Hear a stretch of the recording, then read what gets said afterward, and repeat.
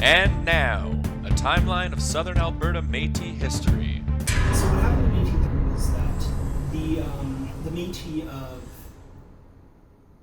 of With Matt Hiltermann. so the history of the Métis in Southern Alberta is a little bit hazy in some places, and somewhat poorly understood. Now, there's a couple reasons for this. The first is that there were very few missions or trading posts in the area between the North Saskatchewan River and the Missouri River, and therefore very few written records by missionaries and traders that we so often rely on for reconstructing Métis history. Because of the lack of primary sources as well, historians have, until very recently, kind of ignored the region and whatever participation Métis people would have had in it. That being the case, it's not really clear when Métis people began to become active in Southern Alberta. We do know that several Proto-Métis family groups were present and hunting in the area as early as the 1780s. However, during the 1790s, relations between the Naheapots, which is the alliance between the Cree, the Western Anishinaabe, and the Nakota, so relations between them and the Blackfoot Confederacy, as well as their allies, the Tsuut'ina and Ani, kind of deteriorated. And as a result of that, most Métis, being predominantly of Cree as well as Western Anishinaabe and Nakota descent, retreated from the area. So we see a bit of a gap in the early 19th century until about 1831. In 1831, the Métis of... So what happened in 1831 was that the American Fur Company opened Fort Benton in the heart of Blackfoot country. Because the Americans wanted predominantly buffalo robes, this attracted the Blackfoot trade much more significantly than the HBC. As a result, though, the HBC lost one of its major pemmican suppliers. And the northern fur trade in the Athabasca Peace Country couldn't function without pemmican provided by the Blackfoot. It's at this point you start to hear about Métis becoming active in this area once again. Charles Lapointure records several Métis families hunting in the Milk River Valley during that decade. But they might not have only been hunting. Like I mentioned earlier, the HBC was quite dependent on the Blackfoot pemmican trade. Now, the Blackfoot weren't always willing to walk all the way up to Fort Edmonton to trade that pemmican, especially when they were trading the robes in Montana. So the HBC devised a new, or rather revived an old trading method called en déduin trading, or inland trading. This involved either hiring free men or middlemen to take an outfit of trade goods to a First Nations camp, to trade at that camp, and then to return with the trade good, the pemmican in this case, or furs in other contexts. And there's substantial evidence that this was happening in Southern Alberta.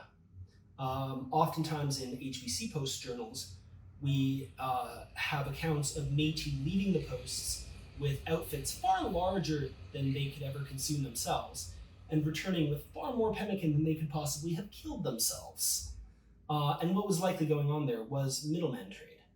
Now, of the families I've identified as part of this middleman trade, and that includes the Monroes, the Dumonts, the Salwas, they all seem to have something in common. That is, if you go through the family tree a bit, you find that they have relatives either among the Blackfoot or Tsuut'ina. I know, for example, that the Laboucans and the Dumonts both have Tsuut'ina ancestry, while the Monroes their matriarch was from the Guéna community, and the Sawas aren't actually of Blackfoot descent. However, through their mother, who was a Lucier, they seem to have kin among the Blackfoot, with one of their notable relatives being a fellow by the name of High Eagle, who, and this is important, happened to actually be a cousin of Chief Crowfoot. So you can see how kin connections are facilitating the movement of these specific Métis families in Southern Alberta. Still, the number of Métis in Southern Alberta was pretty small throughout the 19th century. You see a few fledgling settlements here and there. I know Buffalo Lake, the earliest script record I was able to find for someone born at Buffalo Lake has them born there in 1818. So really quite early. However, these settlements or wintering camps, which they were most likely, would have been fairly minor until the late 1860s and early 1870s. See, during that period, a few things happen. The first is that it becomes increasingly easier and therefore cheaper to move cargo up the Missouri. So much so that for some, it's actually cheaper to buy trade goods at Fort Benton in Montana and then freight them up to Edmonton than it is to buy from the Hudson's Bay Company. And so a lot of Métis from that area begin to engage with that sort of work. As well, at the same time, you're seeing an major increase in population at Red River and a consequent scarcity of land. And this coincides with the decline of the buffalo in the area. So what all of that means is that you've also got a huge population of Red River Métis moving westwards. Now, the Métis from Red River, as I mentioned earlier, are predominantly of Cree descent. And so while they get along well with the Métis who had previously been active in Southern Alberta, their relationship with the Blackfoot was somewhat more tenuous at times. But they often established themselves at wintering camps and settlements that had been previously established by the Métis who had been active there since the 1830s. So you're looking at Buffalo Lake and Tail Creek, you're looking at Battle River, you've got the North Saskatchewan settlements like Edmonton, St. Albert, Lac St. Anne, Victoria. But the big one really was Buffalo Lake.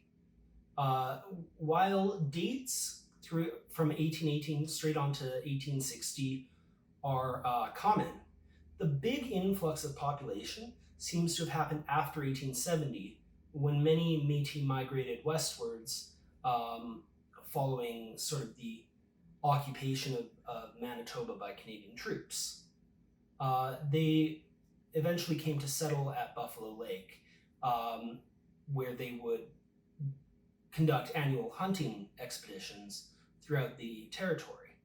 This continued until the decline of the buffalo made the hunt unviable in the late 1870s.